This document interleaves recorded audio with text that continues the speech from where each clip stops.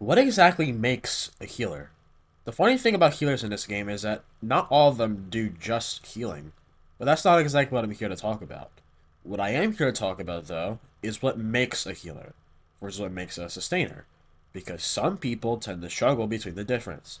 In my past videos, I have made lots and lots of comments on the difference between healers and sustainers, but I haven't given a big-time explanation in my thinking, because my way of thinking may be considered weird or strange or controversial. Point being that some people may find me weird in this way of thinking, so I'll go ahead and explain myself.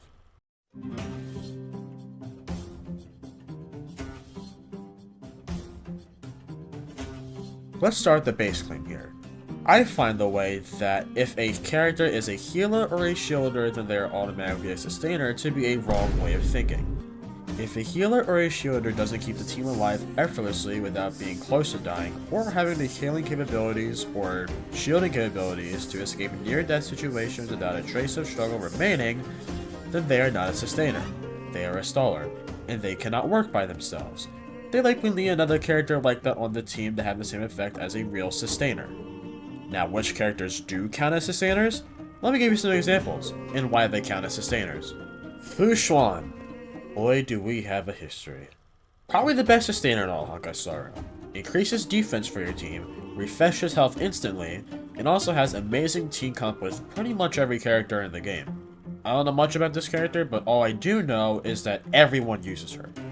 That is, if they have her. I do not. Now on to Locha, who is the first sustainer to ever release in the game. He is an automatic healing feature that activates at low health. He is still commonly used today by tons of people, not to mention he also removes buffs from enemies with his ultimate, and has a cleansing circle that heals allies from move usage, which means that if they use a move or an ultimate or something like that, then they heal. A pretty good amount too. Next is a sustainer that I personally think is underrated, and that's HOYO, the sustainer that I use, and pretty much the only sustainer on my account. I know what some of you are probably saying. You have a D1 HOYO, so of course she's good. Or, oh, but Locha and Fallone are just as good, so just use them. The point being, some people really underrate or underestimate her. HOYO has two main abilities. The highest heal numbers to ever release on an abundance character, energy regen for characters like Jing Liu that need decent uptime on certain attacks, and auto regen, just like Locha. Now here's the kicker. Unless HOYO stacks are down, every auto heal that you received cleanses a debuff. So if you were dominated and you act next, dominate is gone. If you were enraged and you act next, no more enrage.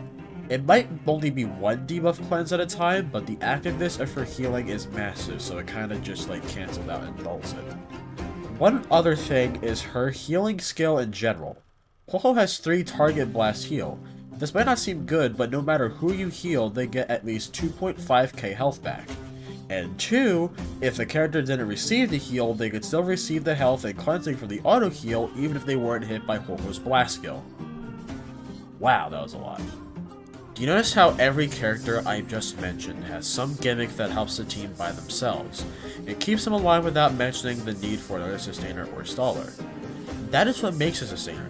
They're the only one of their kind you need on your team most of the time. Characters like Natasha, Japar, and March 7th or Bailu don't count as sustainers because they don't have enough healing power, defensive power, or special gimmicks to prevent the team's death by themselves.